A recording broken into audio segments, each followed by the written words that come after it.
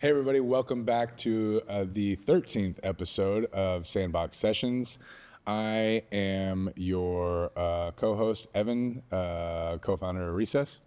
I'm Rachel. I'm all things operations here at Recess. And I am Taylor. I'm one of the co-founders of Recess. Today we have a really cool guest, Donovan England. Donovan is founder of Donovan England, custom luxury clothier, serving professionals, entrepreneurs, military officers, and high-level executives. Donovan, you want to introduce yourself? Yeah, thanks for having me on the show, everyone, today. As mentioned, I'm Donovan England. I own a custom clothing company. We've been making clothes all around the world for about 15 years. We specialize in fit, fabric, and construction. And yeah, we like to build out full wardrobes for people. I remember when I met you, Evan and I, we had just opened Recess. It was almost 5 years ago in this March, so about 3 months from now, rewind, and we had our grand opening party here at the gym. And then we went out afterwards. I forget where we were, somewhere over there off Ross, kind of where, you remember? It was like, what was the name of that place? I don't know, where we meet you? Do you remember? Remember, because I was like, we started talking, because I was like, your suit is awesome. And it was maybe even one of the little small details that stands out right now, like the lapel, where you have the little embroidery on the lapel, that little detail, and the way the collar sits up so nice. And I remember seeing it, and I'm like, who is this guy? Like, he's got this great look. Yeah, you know, I've been trying to figure out, because I can't remember if I suddenly ended up in a car with you guys going somewhere, or if we were or if we were somewhere talking. And then even when we had the flashback to this year, when I saw you again at the pool, right? Yeah, that's when you're like, we reconnected. I know you. Yeah. Well, we reconnected at that point because, yeah, I remember that now because I put your number in my phone as Donovan England, stretchy suit guy, because I was like, I'm so tired of my suits, they don't stretch, I feel restricted. And you're like, I got it. And I'm like, awesome. And then we like lost touch. And then one of our members, Isaac, we were hanging out. He's like, hey, come meet out some of the guys at the pool. And then you were there, and I'm like, but your shoulder was actually gimpy at the time. At the pool? Yeah. Something was up with your shoulder, dude. I know what it was. What? I can't remember what happened. I was doing yoga, and something when I like lifted up, and I literally lost, which I still have to get this right thing MRI'd. Something went wrong with it, and for about 3 days to a week, it was I couldn't use my arm, and I went to the doctor, and they gave me a cortisone shot, and literally I've never had a cortisone shot before. It is amazing what it does. Yeah. So of course I think my shoulder is healed, but lately in the last month I need to go back and finish what. Well, Cameron was there, and they're like, "This is Donovan, and he makes suits. His shoulders hurt right now. He's got to like measure people and stuff, and like it's going to be hard on him." And I was like, I think we've met before, and sure enough, we connected, and it's been so fun to reconnect and have suits made for us. You know, he made several suits for Evan, made suits for me. Suit for the Christmas party was a hit. Obviously, loved that thing. Thank you. Yeah, you can't beat the velvet red. That always, everyone's always going to be looking at that and just, where did you get that from? Can I touch it? If you don't have someone to say that to you, I mean, maybe because of the arm, but everyone's always trying to like rub the actual fabric with velvet. Yeah. So. Well, it was velvet. Donovan, you have a kind of a crazy story. Can you kind of walk us through some of that? Yeah, so when getting into the business, I'm not someone what comes from a fashion background. Prior to this, I was in, I was in several different industries that led me into banking. And when I was in banking, I couldn't find clothes that fit me correctly, right? And I had this coworker, Mark. So one day we're like sitting there, and Mark's like different heights. He's like 6'2", maybe 180 pounds. And I'm like 5'6". I don't lie on the dating app. So I'm 5'6", like 132 pounds. And we're just shooting the shit, and he just looks over at me, and he's like, Donovan, he's like, dude, you got to get clothes that fit. You're swimming in that thing. And I was like, Mark, this is like a size 36, slim fit, short, with alterations, like from Burberry. It doesn't get smaller than that. And he's like, you got to get like a custom suit or check out the kids section. I was like, Mark, F you. I was like, you wear Joseph A. Banks. I'm not taking fashion advice from you. But he like got the thing like spinning in my head to think about, wait, like we got to like look better. What are these little things he's talking about? And I started looking in the mirror. So that night I went to, all the big name brand stores, not even looking at like what independent custom clothing brands are out there. Just go to like the top ones like Burberry, Tom Ford. And I walk in and I'm asking them like how much for a custom suit, and it's $3,000 to $8,000. And we're talking about 2009. So we fast forward to now, it's probably like $7,000 to $25,000 to $30,000 a suit. So back then I had just started banking, and I was like, I can't afford to buy 5 of these. Well, this was during like the 2009 or 2008 like financial crisis, and the whole like switch over from one bank was taking over another. And I really just wasn't happy with the job. And I always had like different side businesses. So I was just like at this point where I was like, you know what? I was like, I feel so like restricted in my life. I was like, I want to figure out something new. I was like, I want to build a clothing company. So I started down this journey of finding like a manufacturer in China, which was a whole experience in itself because I didn't know exactly how to find someone. So I went online, found this one person, thought I was going to like hit it gold out of the park. And then that started the whole new, but it was really going from entrepreneurship, college, always starting businesses, to banking, to then going down this journey of clothing. Wow, that's a lot. Was it scary getting out of banking and doing something on your own? I mean, that's a pretty stable career to hop into your own thing on. Yeah, banking is a great career. But I was at this point where I remember I just kept waking up and like looking in the mirror, and I was like, I just can't, like, I don't know how many more days I can do this for. And I'm someone who I have to follow like the thing that I want to do. And my a big thing of what I wanted to do was like travel the world, experience everything, and I just felt like so constricted in that moment. But I realized too that I could be in that business, but I could be a servicer of that business. So I could still get the experience of the banking aspect without having to be in it, right? So being in that world by servicing those people in it. Okay. I mean, after you took the leap out of the banking world, you mentioned you had the first factory. It doesn't sound like that worked out. What happened there? Yeah, so I think it's the thing about entrepreneurship, ignorance is bliss, right? Yeah. If you're too smart going into something, you might not ever do anything with it, right? So when I got into it and the first fabrics came and everything, I was like, I'm gonna make so much money. This is gonna be amazing. So I started just with that crazy confidence in anything, like, I know this, everything's perfect. And then, as I was going through meeting with clients, like reorders, started to see the wheels on the bike start coming loose and was falling off. And I was like, what's going on? So I started to kind of like look into different things, and I was like, all right, there's issues with the supplier. Then moved to another, trial and error. And either way, we were moving forward ahead, nothing too big. Then I had someone who was heading up our alterations, and she told me that she could fix all my problems if I built a factory in Bolivia. So I was like, oh, my own factory. This seems like really risky. But I was like, okay, big risk, big reward. Let's go. And when she laid out the numbers too, they weren't like too crazy, but that wasn't really what they turned out to be. So all the fabric that we have, how it's moving, we fly down to Bolivia to this like property that we're gonna like build out and everything, get held in customs, everything from the day one turned into something, right? So we go through, we build this out, and I'm like, okay, it's gonna turn around. And then it ended up being this like crazy disaster. Nothing worked out. Construct all the things that my brand focused on, it was like the opposite of that. And I had started to build up this like also reputation where people were like, Donovan, anywhere I go, getting in, like it was like painting that life of, okay, you're becoming this fascist thing. Yeah. And then suddenly everything was gone. But it was honestly the greatest thing that happened to me, because it showed me, it made me, I'll take you back to the moment. So I was in the basement of my place I was moving out because I could no longer afford it. And it was like this sick, like huge house. And I was sitting there with this big whiteboard, and I was like, everything I planned to do for my brand ended up falling apart. I was like, it was over.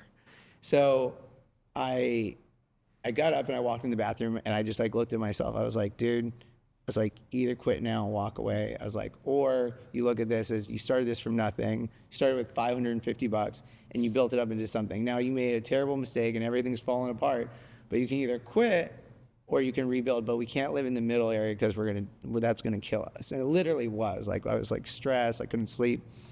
And that moment I was like, all right, this time we're gonna get the right mentors. We're actually gonna learn what we're doing versus just being like, oh, I know it, right? So I went to this one guy we bought in this buttonhole machine, Mr. Lee. He's passed away. But he'd been in the business for like 40 years. And I go to him and I'm like completely like no money, my life's falling apart.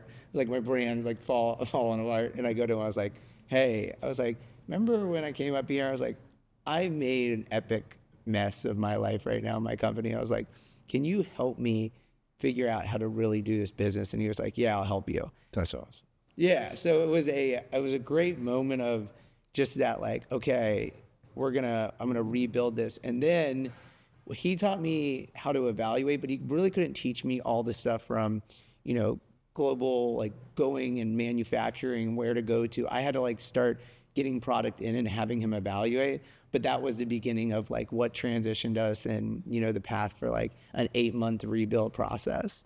I mean, it had been really scary after a failure like that in another country to talk yourself up into taking a chance at it all again. I mean, dude, got some balls. So what happened?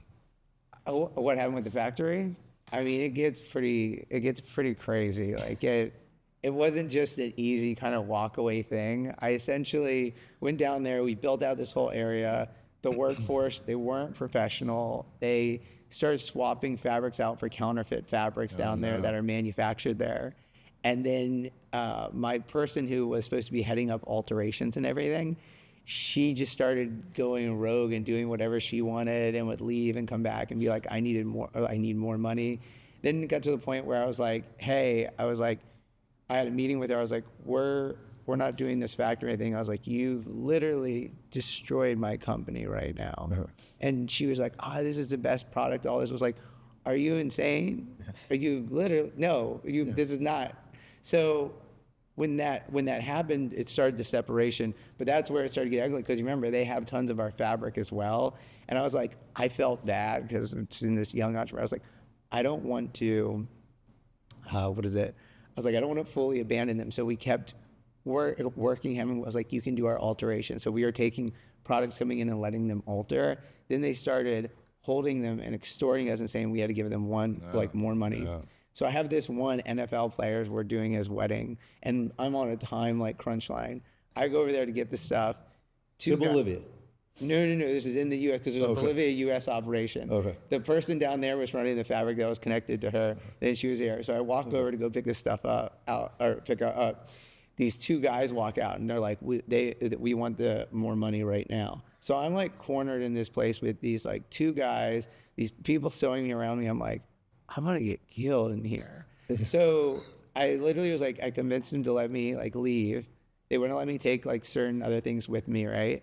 I was like, I'll go get more money and I'll come back. And I left. In that moment, I was like, I think these people are gonna kill me.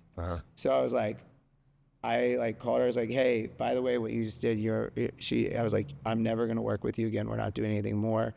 And that was it. She called back and she's like, hey, you're gonna be sorry if you don't. And I was like, I'm gonna get killed. So I literally went and got a gun and started carrying a gun for about 2 months. I would case my place because they had a key to it before I was like moving out. Like it got crazy. And then I thought I was like, okay. I was like, okay, once I got out of there, I was like, this is over. And then I got served with a demand letter for I owed all this amount of money. I was like falling apart. I was like, I don't know what to do. I went to one of my clients who was a lawyer. I was like, I don't even have any money. I'm trying to rebuild this thing. And he was like, just come to the office. We'll take care of this. And I always called because there was there was him and then another lawyer who specialized in employment law on the speaker.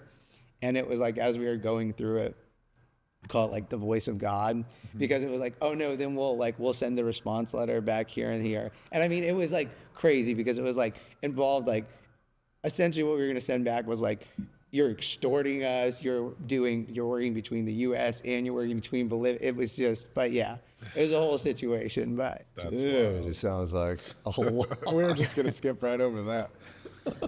I would watch that show. Yeah, sounds like a movie. No kidding. Sounds like what's the kids that get the government deal for ammo, sourcing ammo. They're like War Dog. war dogs. They go out to Bolivia and get caught in some craziness. That would be the HSS when they were coming after when I got a letter from them after the mass business, but that's for another time.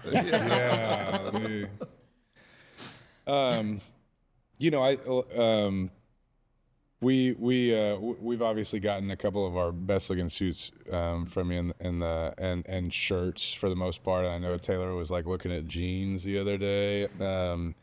You offer a lot. I'd like to get into that, but I think that most guys see clothing as like a utility or just something that that keeps them from walking around naked, and it's not, but I feel like after kind of like learning wearing something really quality that fits your body the way it's supposed to and whatever, it's certainly changed my viewpoint on clothes. What how do you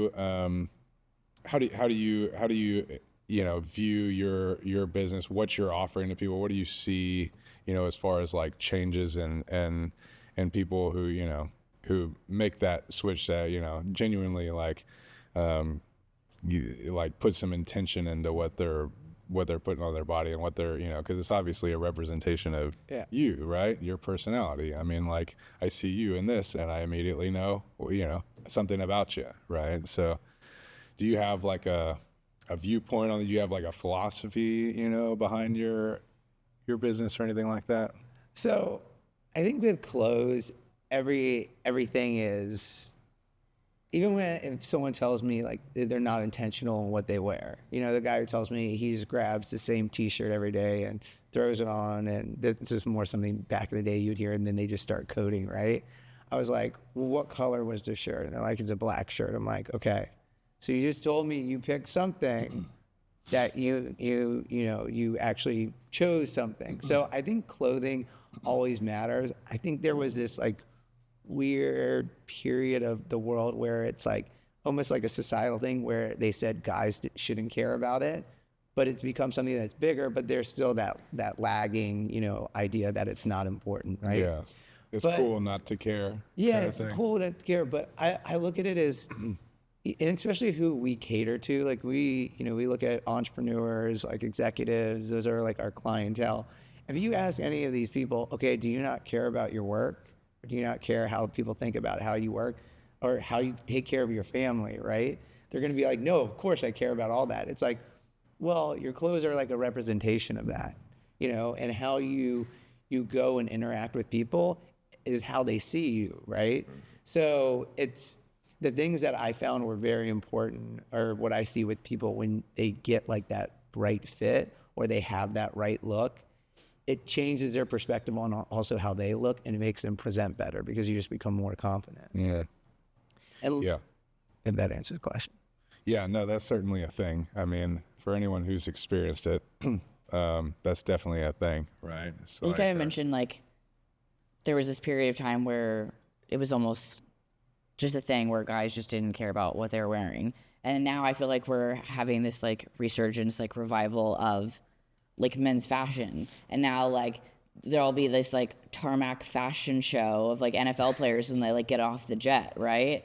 Or, or whatever. People are just like starting to just care more. We're hearing stuff on the news where even like police officers are like roasting people for like wearing slippers and PJs to the airport. Like do better, right? Yeah. And you have you've clothed everyone from like NFL players, CEOs, like military academies, like all this stuff. Like what do you feel like? What is the common thread with the people that you work with?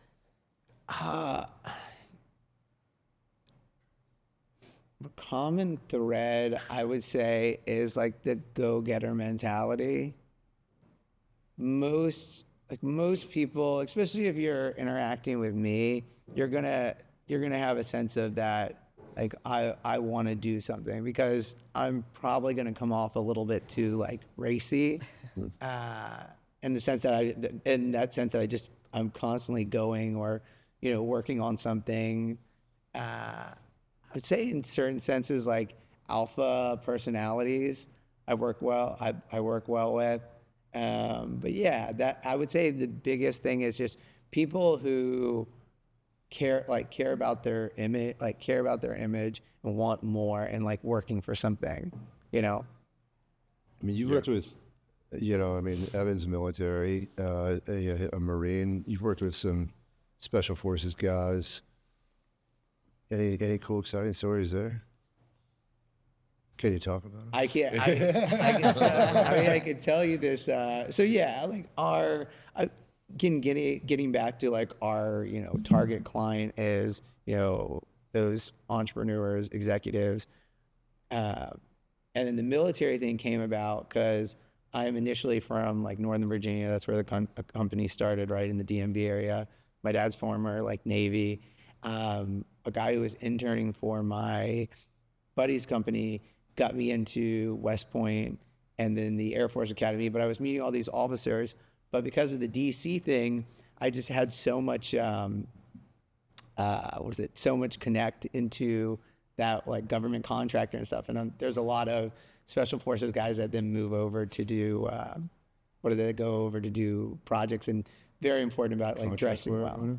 Which what? What is it? Just call it. What is it? Just contract work overseas, right?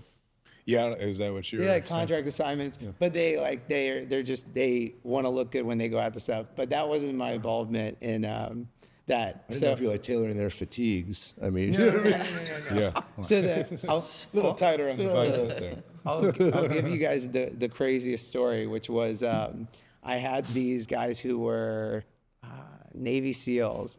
So I get a call from one of them. They're past clients of mine. He's like, hey, he sent me a message. He's like, Donovan, I need my measurements. And I was like, aren't you in like Afghanistan right now? And he's like, yeah. He's like, but we met these MI6 spies. He's like, that they're having a spy gala in Gaul. And he's like, and we need to get suits, so I gotta have someone to make us a suit for this thing. And I was like, okay. I was like, when's the event? He's like, in 3 weeks. I was like, if I could figure out how to get something to Afghanistan, I was like, would that work? And he was like, yeah, if you can get it there. He's like, and one of the guys I'm with, he needs to get a suit as well. Could we measure him? I was like, we can do a virtual measurement set. So we literally get on like a FaceTime, or I don't know, Skype or whatever. So we get on this, and he's measuring this guy. And he's like, hey, and one of my, I can't remember what rank, one of his like bosses out there needed a pair of tuck shoes as well. I was like, all right, we're gonna make this happen. So I had this like special fabric at the factory already. Yeah. So we're making up. Then I'm like, hey, I need you to send this here. They're like, we can't send this to that country. I was like, okay, send it here, and then I'll get it out. And I'm talking to FedEx, and they're like, okay. I was like, we'll get it 3 days before the event. So the package, like everything gets made, it gets here. I'm pumped. I'm like, we're gonna get this on time. I go to FedEx. They're like, it'll be there in 14 days. Yeah, I mean, I was gonna say, it took 3 weeks to get anything to Iraq. Yeah, I was like, shit. I was like, so I have this package, which is very expensive. This whole ordeal I put together. So I go up to my fulfillment center, and I'm just sitting there, and I'm talking to the guys there, and I'm like, I don't know what I'm gonna do. I was like, I gotta figure out something. And there's this guy just sitting there, and he's like, hey, I head up the logistics account for this whole group. I was like, okay. He's like, I can get it there in 3 days. What? I was like, you can get there to this military base in 3 days? And he's like, yeah. I was like, who are you? Where did he come from? Literally, it's like this account. I was like, so I'm sitting there, and I was like, oh, okay. And I was like, are you sure? And he's like, do you have any other alternative? I was like, no. That's He's like, crazy. all right, bring this down downtown. So I meet him, and I'm giving the package. Like, are you? And he's like, I was like, here you go. Here's the package. Got it there. Everything went well. But that that's like the coolest like story involving like international race against time. That's good. But I'd say like one of the coolest stories coming from like one of our clients was when he was getting out of the military, and we had done his stuff when he was at West Point and he was going into banking. He was at a like one of these career things for like transition stuff, and the way he had the suit, like he had it where it had the white lapel, the Milanese buttonhole, and they noticed just like the fit and like the accents. And the one guy started talking to him more. He's like, "Hey man, I really like that suit you have on." He's like, "Oh, I have like my custom tailor. I met him when I was at West Point, getting out and then looking at banking opportunities." Like, "Hey, we're having to get together later. Why don't you come meet some more of the guys?" He went there, met it with some of the guys, got a job for like $180,000 base plus bonus. So I was like, the clothes speaks worlds. How you dress, how you look, how you go about life. Dress for the job. That's you want. cool. Yeah. And then, Prime example. Wow. and then you just have like a tailor anywhere. So if you're in Afghanistan, if you're in Italy, if you're in the U.S., you're going to whatever. That's killer. I mean, Yeah, what you a know, story. and I mean, clothes are confidence, and I think they do affect the way that you show up in life and in business. You know what clothes, you know, should fit you. You know, you shouldn't. I'm gonna do that. Excuse me again. Why don't I just tail into? That's why we're so happy to bring Donovan England, clothier, to Recess. Okay. Yeah. And then you can just say something about like how, you know, people, you know, this place where people care about what they look like, you know, or whatever. Yeah, because I was trying to do my hook, but I mean, it didn't. Because it was Yeah, I a feel great like segue right after that. After Rachel talked about like dressing for the job you want, and then I fucked it up. Well, it's all good. I probably went too long on some of these stories. No, dude, No. not at all. The story is the best part. Why don't you just steal my line and say something about, you know, Recess, and then I'll steal yours, which is number 7, how they could level up. That's going to confuse me. Can we stick to the numbers? All right. I'll forget. But Or I can do number 7. I'm gonna just. And you can do the entrepreneurship part. Whatever. Doesn't matter. Wait, hold on. I don't have any more parts, which I'm also fine with. Oh. I like smiling and nodding. Yeah. Why don't you just segue into? Well, Well, I could just do. Why don't you do just? I'll just brush off 5, and then just. Well, you start kind of with 6. said it, you know, kinda- and then it could just be like said without like him having to be like, yeah, clothing does bring you confidence. Yeah, I'll just say. I'll Yeah, just say it. it's fine. Yeah, All right. I'll just say it again. So I'll just say, okay. Yeah. All right. You know, Rachel just said it well. You dress for the job you want. Clothing definitely brings confidence. Yeah. I think that's why, you know, we're so excited to bring Donovan England clothing to Recess, you know, clearly a place where people value, you know, how they look and everything else. What does that look like? How can people get in touch with you? How does the process start, you know, and are there any special offers for anyone, you know, here at Recess? Yeah. So, you know, one of the things that I love about partnering one of the things I like about partnering with you guys is like the community you built, right? You know, even from like coming by the gym to seeing the Christmas party you guys threw just recently, it's just like there's community there, which is like so important, and it's hard to build that, right? So for people who want to get in touch, they can go to our website, donovanengland.com, and book a consultation. And then for any Recess members, we'll do like a 10% discount. And then we're going to kick off in January and start doing it where I'll come in during the busy times, have just like a setup where people can find out their measurements or, you know, what areas they should focus on, different things. That's cool. So they can do it right here at the gym during that pop-up. Yeah. So when we do the pop-up, they can do it here, or they can, you know, schedule a timeout where we come by their house or their office and do like the full-on thing. But we'll do that, and we'll run that through all January. And you'll have the materials here. We have swatches and fabrics. People can start picking. Yeah. I mean, as long as you guys are fine with it, I'll bring a little pop-up rack with a couple of samples and fabrics, my top picks and everything. Good. And give people a chance to look at them. We were thinking about dressing in suits for this podcast today, just because they look so dang good. Like, But then I felt left out, so I need to get on a stretchy women's blazer with you or something. I mean, we can do it. You just gotta let me know when you're ready. We'll come on by. So I always have a measuring tape. Well, the new year will also be like a great year to do this. Pop up with you. I think a lot of people are kind of like revamping, right, for the new year. Like, okay, I'm gonna do better. I'm gonna look better. Yeah. All that good stuff. Is there something that you feel like is like an easy way to start that process? Like if someone today like woke up, and was like, I'm gonna do better today. What's like one thing that I could do to make myself look better, feel better, more presentable today? Like, what's an easy thing to start with? For Just guy like, or girl? like anyone, just like your everyday person, or maybe if it's easier to answer for a guy. But Well, I guess my first thing would be, always do your hair. I think that's a big thing. But clothing wise, let's see, which I always say is just like a fresh white button down for almost anyone. Even now that I think about a girl or guy, like a good white button down where you have like the collar supporting it goes just like miles. okay, white button down and fix your hair. Everybody can do Yeah, that. there we go. Yeah, it's very, very simple. Like a white button down. White. If I pick out a couple pieces, it would be a white button down, navy blazer. For guys, always a pocket square, and those would be like my like go-to, just simple ones. Simple. Taylor just learned what a capsule wardrobe was in the last couple months. I've nailed it. I don't know what that I've is. got it all. I've got it all. Everything. I mean, I'm gonna embarrass myself here, but it's okay. What is a capsule wardrobe? I don't know. Donovan.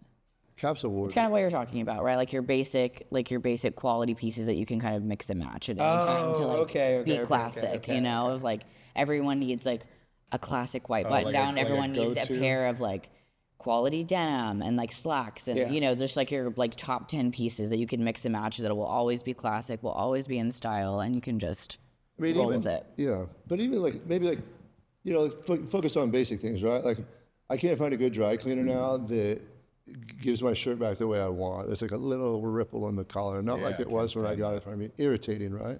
I look at your collar, and I'm sure a lot of guys have that problem. So I go to Bib & Tuckers. Maybe Bib & Tuckers, and I ask them, do you put like a collar second reinforced? They're like, we put something on the button. I'm like, I get it back on the hanger, and it's just not crisp. If it's got a ripple, it bothers me. And so like, I look at your collar, it's thick, it stands up nice. Are there built-in collar stays? Are you wearing a collar? I got these things off of Amazon. I don't know that are. I haven't college used them here. yet. Yeah, just It's so all that in here. do you use that? Yeah, I have one of the support systems in here, and then I have the magnetic collar stays in here as well. What kind of collar stay? The magnetic ones. I can see it from You my can see, angle. like, I was the wondering what edge that of it. was. Yeah, That's so yeah, cool. yeah. Oh, cool. So it just gives it like perfect, so it never falls anywhere when you're just like wearing it. Well, it looks great. Those attention to details are huge. And one also really cool thing that you do, which you mentioned to me, which we've done, and I'm excited about it. I don't feel good about putting it on yet right now because of my current state, but I'm going to. Is that you said, Taylor, if you want, you see anything in a designer store, just take a picture of it, and I'll make it for you. So, we're in Italy, in Brunello Cucinelli, and I'm like, try not to go nuts in there, because it's egregious prices.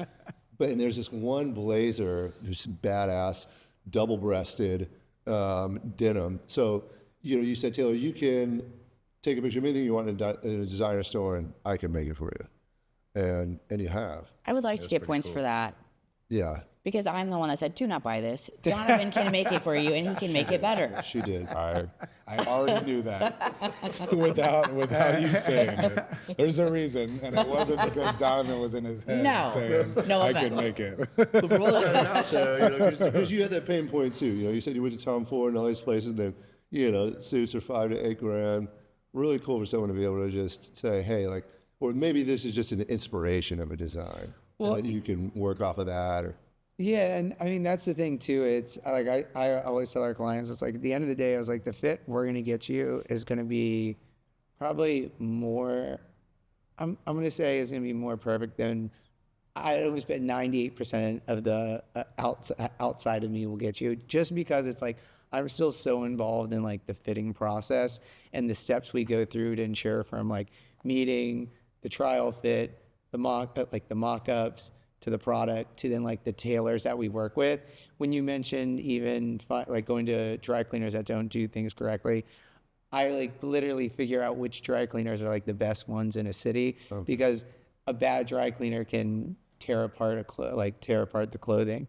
So it's like all those things are so important. And yeah, but anything anywhere, I mean, all the places that mill those fabrics for, I mean, Keton, they bought their fabric mill. I can contract to mill my own fabric through Keton, and I can buy their fabric, you know? Okay. So it's just, yeah, anything you see anywhere, we can always make. Are there any rules on suits? Like, for example, on the cuff? You know, I noticed like there's some, you know, suits I remember I used to buy a suit and the buttons didn't function right. It was just an aesthetic thing. I've been told that you should always have one of your buttons unbuttoned on your blazer. Is that a thing? So that is a thing, like that. I would say that is a thing. One of the things that if you have the slimmer cuff and you unbutton the one though, it can sometimes bulk out here and slim here. So if the arm's more relaxed, you can do that. But if it's more fitted the entire way down, you want to keep it all buttoned. But working buttonholes is a huge thing. Yeah, like I don't make anything. And the reason that a lot of places make the buttonholes on the sleeve, what would I say, non-working, is because it can easily be adjusted. So the adjustment cost from adjusting here versus here is around, it's like probably like $100 from the shoulder versus maybe 25 from the sleeve. Big difference. So yeah, and you can only go so far if they're real buttonholes. So it's like you have this much room versus up here you can take it up more, but it's a lot more, and you have to get a more skilled tailor to do it. Okay. On this episode of Anything You Can Do, I Can Do Better.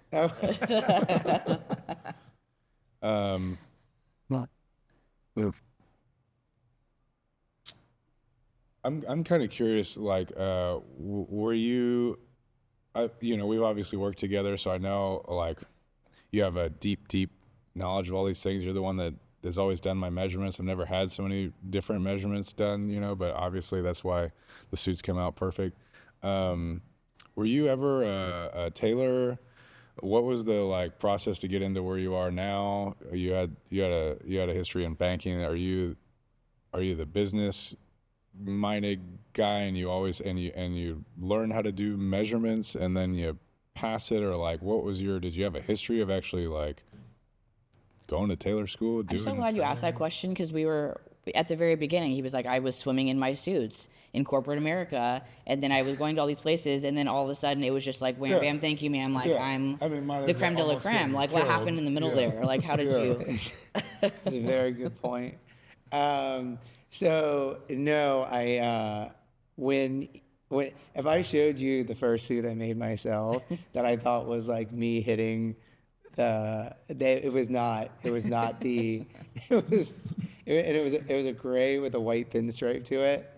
But no, when I first did my measurements, I tried to have like other people do it. Could like just get my measurements, couldn't get the right ones I needed for the tailor. Then the tailor or the factory I was working with, they sent me this measurement sheet, and I had my brother do it. And again, still just not perfect, but it took me years in trial and error, and like looking at myself. I've made myself now over like 300 suits between jackets and blazers, and it's like looking in the mirror and being like, oh, how would I fix that? And then talking to like the factory I've been with for over 12 years. So like our relationship I've passed that like hurdle part, but there's always like little things I'm looking at, like how would I fix that? But yeah, I would say when I got to about 2 years in the business is when I got good at measurements. I would say 9 years in the business is when I really started to understand more how they like were working together. And then the more I like just dig into things, I just get more like, okay, how would I fix this? How would I So do you've this? never been a tailor? I'm you sorry, just- yeah, to answer your question, no. Okay, so you just started getting No, better at yeah. taking measurements and then better at articulating what it was that you wanted with the tailors you were working with. Yeah, and then like Mr. Lee, the guy from the mentor I had, he like would teach me stuff. But it's when you're working with factories overseas, even if you know the measurements, that's where a lot of like our virtual ones we do. I'm the one monitoring it because it's like if I see it, I know what to do, or I know how this should be entered, or even if it's someone who doesn't know how to measure, versus like a tailor doing it who might have their old habits of how they do it. That's awesome. If there's one piece of advice you could give yourself, starting out on your own 15 years ago, what would that be? Get a mentor and someone who knows specifically your industry and what you're doing. So, and a reason I say industry and the specific thing that you're doing in it, one of the mistakes I made when I did the Bolivia thing was the person I brought on, they specialized in like women's wedding dresses.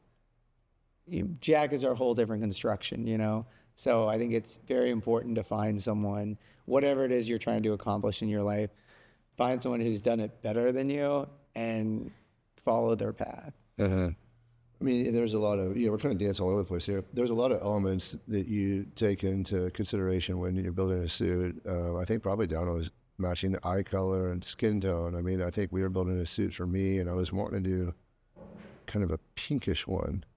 But you were particular about, I remember you mentioning my skin tone and the proper pink so that I wasn't washed out. I mean, that's how granular you are when you're building these for people. Yeah, like really looking at when I meet with people at first, it's what's your idea of what you're looking for, and then what do you have, right? So the greatest or the best way when working with someone is like, let me see what you have and what you're trying to accomplish. If someone's like, I just need this one piece for this one event, well, it's kind of that's what we're doing, right? Yeah. And then okay, well, what else do you have? And looking at those and what other pieces can we make that can interchange?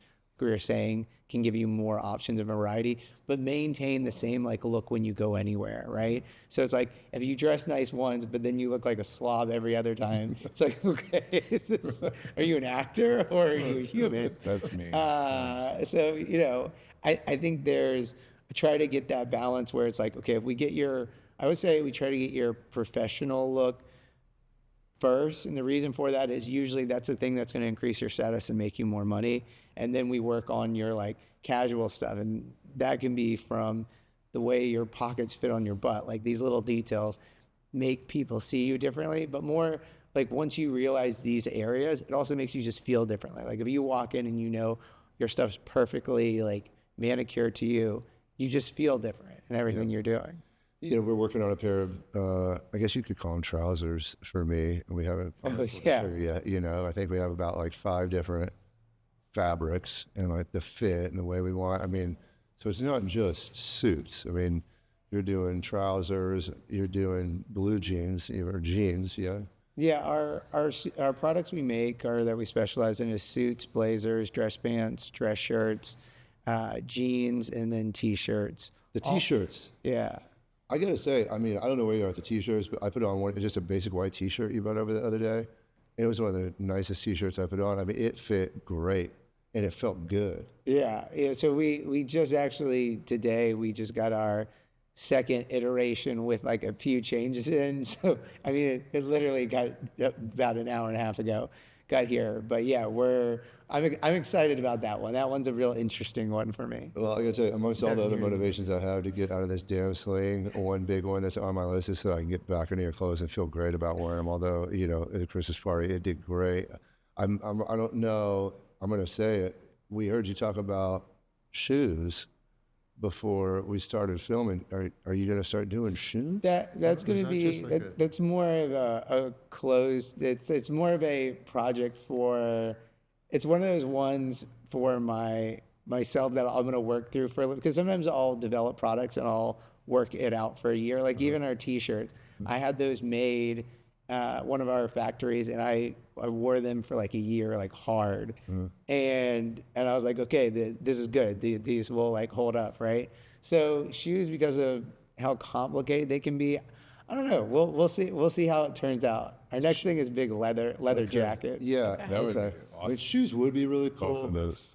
So keep me posted, because I, despite my shoe problem, I still don't feel like I have like the one pair of like capsule wardrobe leather shoes that I Put need. Taylor down for some shoes. Put me down for a leather trench. There you go. Evan. Okay. Leather trench. Yeah. Okay. What I see. I think your shoe collection is pretty.